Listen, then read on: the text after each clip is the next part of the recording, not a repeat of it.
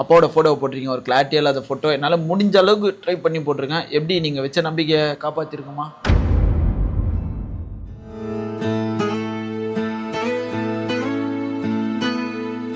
என் முதல் நாயகன் நீ, எந்தன் காவலன் நீ, என் உயிராரம்பம் நீ, நெஞ்சின் ஆசையும் நீ. சொல்லுங்கள், உங்களோட அனுபவத்தை சொல்லுங்கள். அப்பா இருக்கும்போது எந்த ஃபோட்டோவும் எடுத்து வைக்கல, இருந்தது அந்த ஒரு ஃபோட்டோ மட்டும் தான். அதுவும் கிளியரன்ஸ் இல்லாமல் இருந்தது. அண்ணன் நல்லா போடுவாருன்ட்டு வந்தேன். அதை விட எக்ஸெப்ட் பண்ண மாதிரி இருக்கு. ரொம்ப பிடிக்குங்களா அப்பாவை?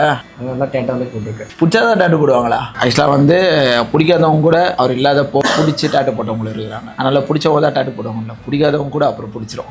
ஏன்னா அப்பா இல்லை. ஸோ நீங்கள் ஹாப்பி இல்லை? ஹாப்பிங்க.